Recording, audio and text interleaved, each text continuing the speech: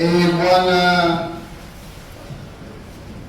kumbuka rehema zako na kwa ulinzi wako wa milele watakatifuze watumishi wako ambao Kristo mwanao aliwawekea fumbo la Pasaka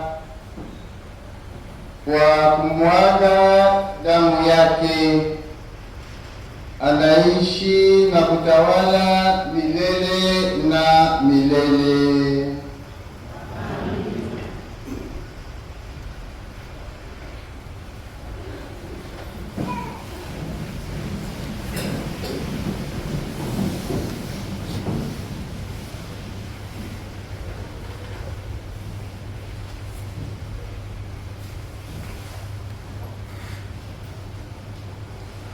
Somo la kitabu cha nabii Isaya.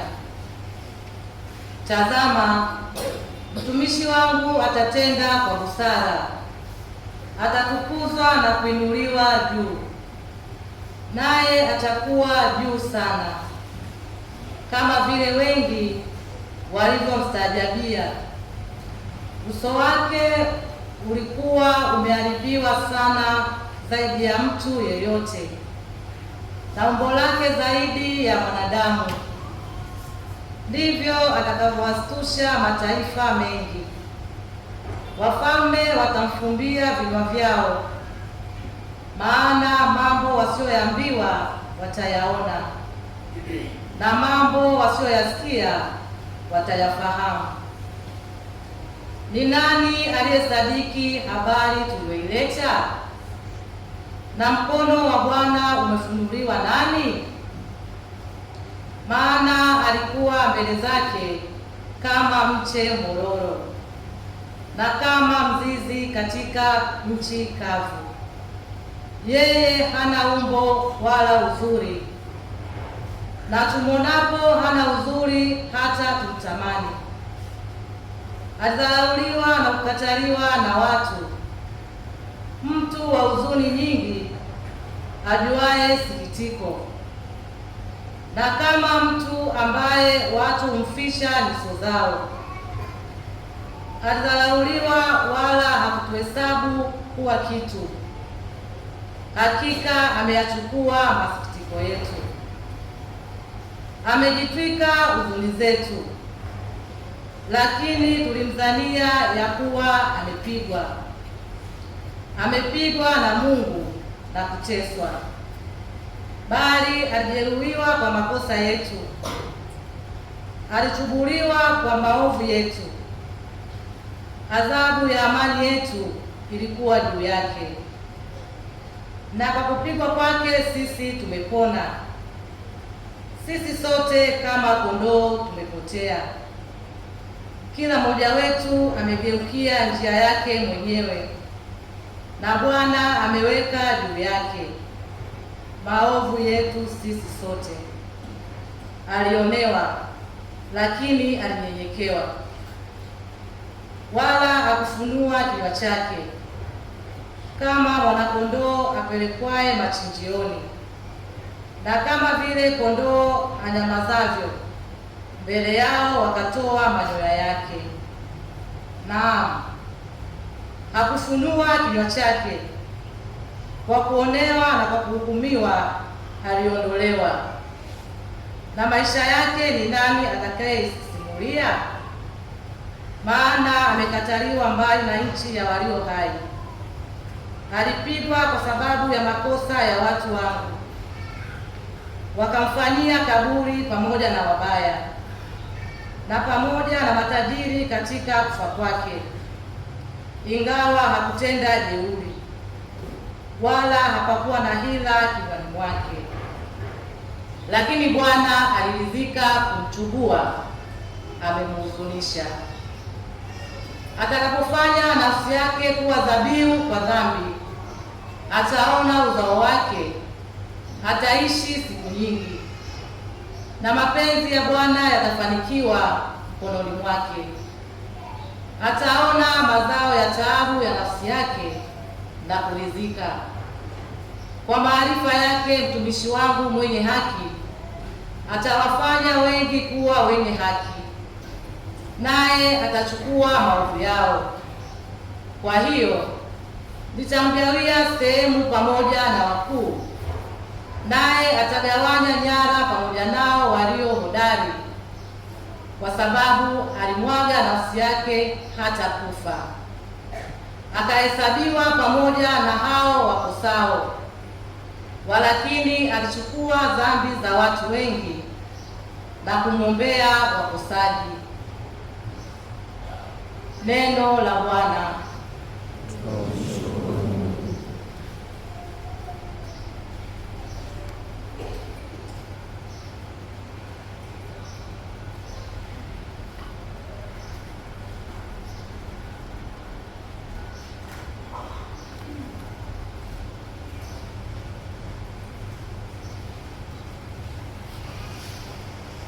Ee Baba, mikononi mwako naiweka roho yangu. Ee Baba, mikononi mwako naiweka roho yangu.